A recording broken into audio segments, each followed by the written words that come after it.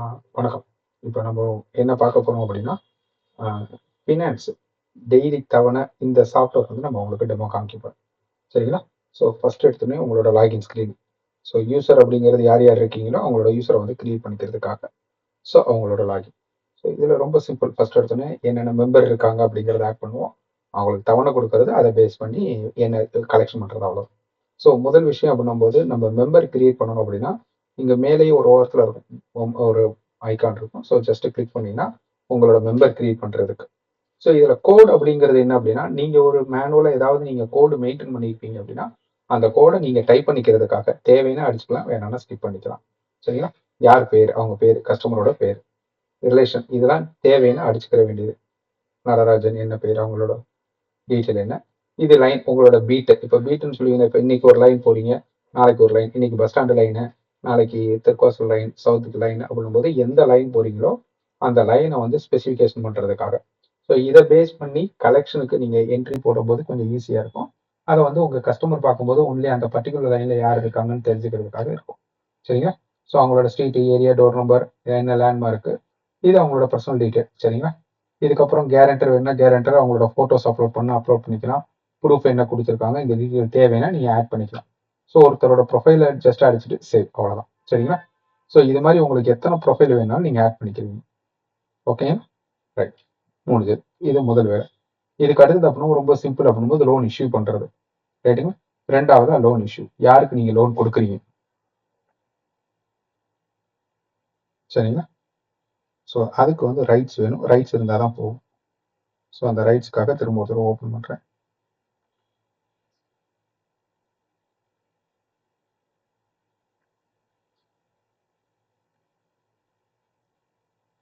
Right, அடுத்து loan issue.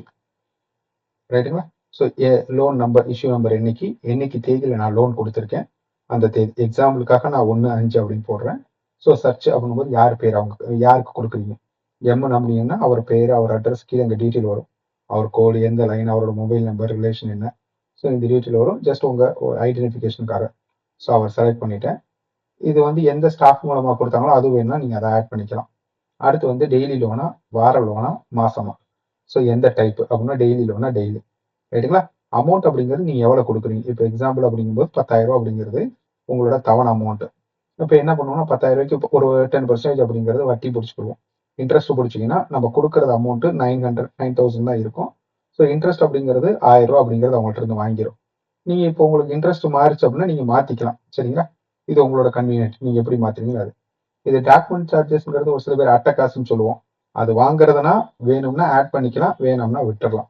ரைட்டுங்களா? அது உங்களோட பிசினஸை பொறுத்து. ஸோ நான் என்ன டேட்டு போடுறேன். அடுத்து வந்து இன்ஸ்டால்மெண்ட்.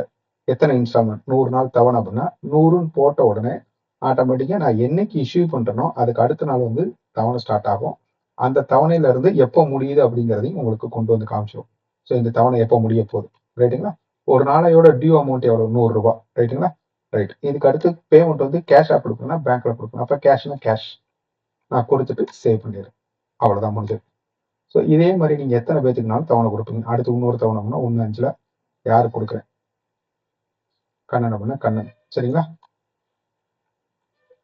என்ன லோன் தவணை பண்ணும்போது டெய்லி தவணைனா டெய்லி தவணை 20,000 ரூபாய் தரேன் அமௌண்ட், 10% இன்ட்ரெஸ்ட். சரிங்களா? இன்ஸ்டால்மெண்ட் 100 நாள் அப்படின்னா என்னைக்கு ஆரம்பிக்குது என்னைக்கு முடியுது. ஜஸ்ட் என்டர் கொடுத்து சேவ் பண்ணலாம். ஸோ இது வந்து உங்களுக்கு தவணை கொடுத்தது.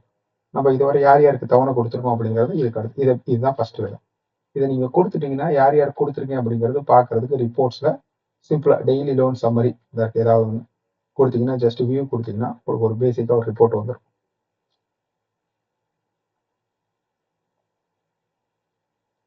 ஸோ யாருக்கு கொடுத்துருக்கோம், என்னைக்கு தேதி ஆரம்பிச்சிருக்கு, எப்போ முடியுது, எவ்வளோ அமௌண்ட், எவ்வளோ இதோட ரிசீவ் பண்ணியிருக்கேன், எதுவும் பேலன்ஸ் மொத்தமாக எவ்வளோ இருக்கு. இது ஜஸ்ட் ஒரு சம்மரிக்காக.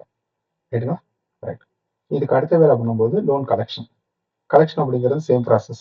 ஜஸ்ட் டேட்டை சூஸ் பண்ணிக்கிறேன். தேதி என்னைக்கு தேதி நான் வாங்க போறேன். இப்போ நான் 2/5 வாங்குறேன்னா 2/5 பை கேஷ். சரிங்களா? லைன் வேணும்னா லைனை சூஸ் பண்ணிக்கலாம். அப்படி இல்லை அப்படின்னா டைரக்டா கஸ்டமர் ஐடி அப்படின்னு இருக்கும். அதுல வந்து அவங்க பேர் என்னவோ அவங்க பேர் அடிச்சுக்கிறீங்க. யார்கிட்ட இருந்து வாங்குறேன் மணி அப்படின்னு நான் சூஸ் பண்ணிட்டேன்னா மணியோட மொத்த பேலன்ஸ் எவ்வளவு இருக்கு, அதுக்கப்புறம் அவர்கிட்ட எவ்வளவு அமௌண்ட் வாங்குறேன். சரிங்களா? 100 ரூபாய். என்டர், அவ்வளவுதான். கொடுத்தீங்கன்னா உங்களுக்கு இதுலயே எல்லா டீட்டெயிலும் வந்துடும். அவர் எவ்வளவு கட்டணும், எவ்வளவு கட்டியிருக்காரு, என்னைக்கு டேட்டு, எப்போ முடியுது, இது எல்லா டீட்டெயிலும் உங்களுக்கு ரெஃபரன்ஸ் மாதிரி இருக்கும். கண்ணன் 200 ரூபா அவ்வளோ. ஸோ 2ஆம் தேதி அப்படிங்கும்போது எவ்வளோ அமௌண்ட் கலெக்ட் பண்ணியிருக்காங்க, ஜஸ்ட் சேவ்.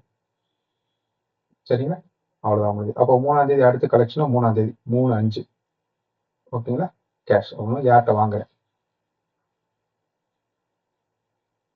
அவ்வளோ கொடுத்துட்டு ஜஸ்ட் சேவ்.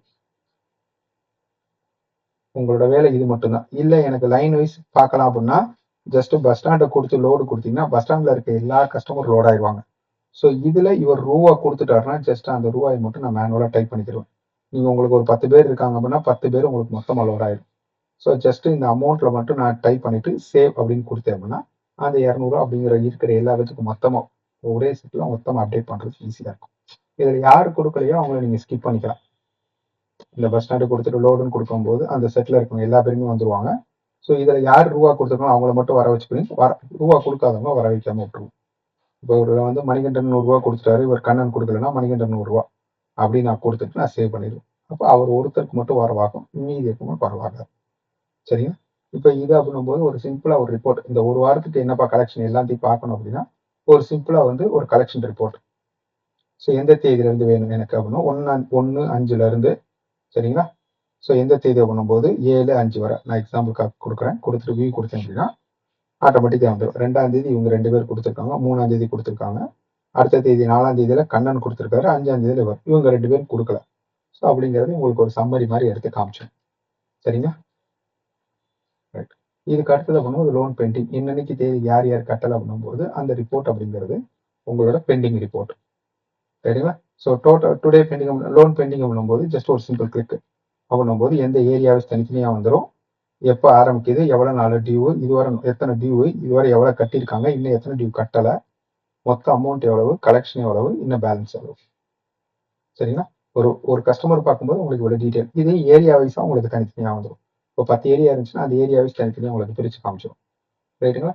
இதே இது எனக்கு ஏதாவது ஒரு இண்டிவிஜுவல் கஸ்டமருக்கு மட்டும் வேணும் அப்படின்னா இது இண்டிவிஜுவல் டிரான்சாக்ஷன் சொல்லுவோம். அந்த ஒருத்தரோட டேட்டா மட்டும், அவர் ஒருத்தர் யாரு எப்பப்போ கட்டியிருக்காரு அப்படிங்கிறதும் சேர்ந்து உங்களுக்கு வரும். இங்கே வந்திருக்குங்களா, என்னென்ன டேட்ல அவருக்கு ரூபா கொடுத்துருக்கோம், அவர் என்னைக்கு கொடுத்துருக்கோம், அவர் எப்பப்போ ரூபா வர வச்சிருக்காரு, இன்னும் எவ்வளோ பேலன்ஸ் இருக்கு. ஸோ இதை நீங்கள் ஸ்டேட்மெண்ட் மாதிரி எடுத்து யூஸ் பண்ணிக்கலாம். சரிங்களா. ஸோ இது எல்லாமே அதே ரிலேட்டட் தான். ஸோ ஒவ்வொன்றும் எப்பப்போ இருக்கு, முடிஞ்சு முடியலை அப்படிங்கிறது எல்லாமே வந்துடும். ஸோ இது வந்து இன்னைக்கு ஒரு நாளைக்கு நான் என்ன டேட்டு நான் கொடுக்குறேனோ இந்த தேதியில யார் யார் ரூபா வர வைக்கல அப்படிங்கிறது நீங்க ஒரு ஸ்டேட்மெண்ட் ஒரு ஸ்டைலுக்காக பார்த்துக்கிறீங்க. இந்த தேதியில வரல ரூபா வராதவங்க யார் யார் அப்படிங்கிறத நம்ம எடுத்து பார்த்துக்கலாம். அதுக்காக இந்த ரிப்போர்ட். சரிங்களா. இப்போ மொத்தமா வந்து என்ன கொடுத்துருக்கேன் அப்படிங்கும்போது என்னோட டே புக் ரிப்போர்ட்னு இருக்கும். ஸோ இந்த ரிப்போர்ட் அப்படிங்கும்போது 1 எக்ஸாம்பிளுக்காக 1/5 இருந்து 7/5 வரை. ஸோ என்னோட சம்மரி வியூ அப்படின்னு ஒரு ஆப்ஷன் இதில் கொடுத்தேன் அப்படின்னா யார் யாருக்கு நான் கொடுத்துருக்கேன், எவ்வளோ இன்ட்ரெஸ்ட் வந்திருக்கு, என் கேஷ் எவ்வளோ பேலன்ஸ் இருக்கு. ஸோ இப்போ நான் இது கேஷ் ஓப்பனிங் போட்டதுனால மைனஸில் இருக்கு எனக்கு கேஷ். சரிங்களா. இப்போ எக்ஸாம்பிளுக்காக சொல்கிறேன். இப்போ ஓனர் வந்து இப்போ நம்ம ஒரு 50,000 இன்வெஸ்ட் பண்ணுறோம் ஃபர்ஸ்ட் இன்வெஸ்ட்மெண்ட். ஸோ அந்த ஃபர்ஸ்ட் இன்வெஸ்ட்மெண்ட் அப்படிங்கிறத நான் ஃபர்ஸ்ட் ஆட் பண்ணிடுறேன். இப்போ ஓனர் அக்கௌண்ட் கேபிட்டல்.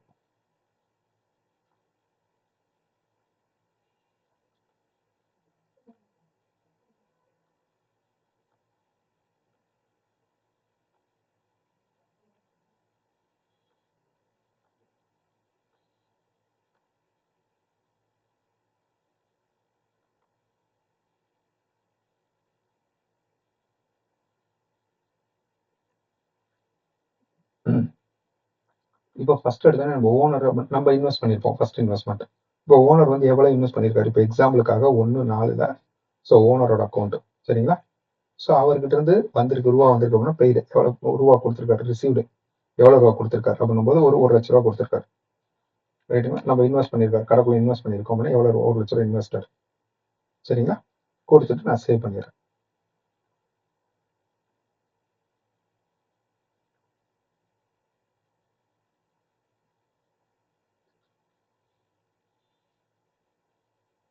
ஒன்று. ஸோ இப்போ பார்த்தீங்கன்னா உங்களுக்கு தெரியும் பண்ணும்போது 1ஆம் தேதி பண்ணும்போது என்னோட ஓப்பனிங் அப்படிங்கிறது என்கிட்ட 1,00,000 ரூபாய் இருந்துச்சு. நான் இன்னைக்கு கொடுத்தது 30,000 ரூபாய். என் இன்ட்ரெஸ்ட் அப்படிங்கும்போது மூலமா எனக்கு 3,000 உள்ள வந்திருக்கு. மீதி என்கிட்ட கையில இருக்கிறது 73,000 ரூபாய்.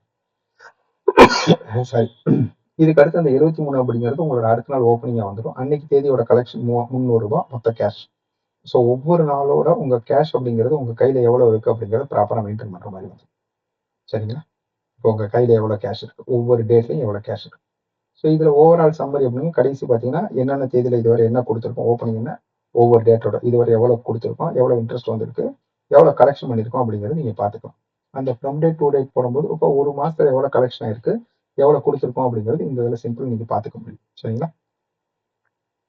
ரைட். இது வந்து ஓவராலா வந்து ட்ரையல் பேலன்ஸ் அப்படிங்கிற ஒரு ரிப்போர்ட். இது என்ன ஓவராலா நம்மளோட லோன் எவ்வளவு வெளியே இருக்கு அப்படிங்கிறத ஈஸியா தெரிஞ்சுக்கிறதுக்காக. ஸோ நம்மளோட வெளியே இருக்கிற லோன் எவ்வளவு அப்படிங்கும்போது 29,000 ரூபாய். நான் இதுவரை பண்ணும்போது 73,000 கையில கேஷ் இருக்கு.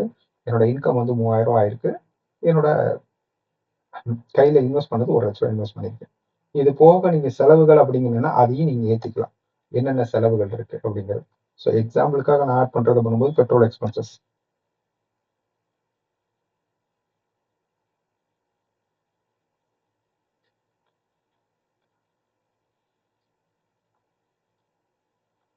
சரிங்களா. இப்போ பண்ணும்போது நான் செலவு பண்றேன் பண்ணும்போது டே புக் சேம் அதே தான். என்னோட டே புக் என்ட்ரின்னு இருக்கும். இதுல வந்துட்டு என்னைக்கு தேதி, இப்போ நான் பண்ணது வந்து ஒரு 3/5 பெட்ரோல் எக்ஸ்பென்சஸ் அப்படின்னு நான் கொடுக்குறேன். எவ்வளவு பே பண்ணிருக்கேன் அப்படின்னா ஒரு 500 ரூபாய் சரிங்களா பை கேஷ். டூ யார்கிட்ட கொடுத்துருது, இப்போ செல்வம் அப்படிங்கிறத நான் கொடுத்துருக்கேன். கொடுத்துட்டு நான் சேவ் பண்ணிடுறேன். சரிங்களா. இப்போ இதை பேஸ் பண்ணி அப்படிங்கும்போது என்னோட டே புக் ரிப்போர்ட் சேம் அதே தான். 1/5 நான் கொடுத்துட்டு ஒரு 7/5 அப்படின்னு கொடுத்துட்டு வியூ கொடுத்தேன் அப்படின்னா இப்போ இங்க பாத்தீங்கன்னா தெரியும் 3ஆம் தேதியில அப்படின்னும் போது என் கையில என்ன இருந்தது, நான் என்ன இன்கம் வந்திருக்கு, எனக்கு என்ன பெட்ரோல் செலவு, என் கையிருப்பு கேஷ். சரிங்களா.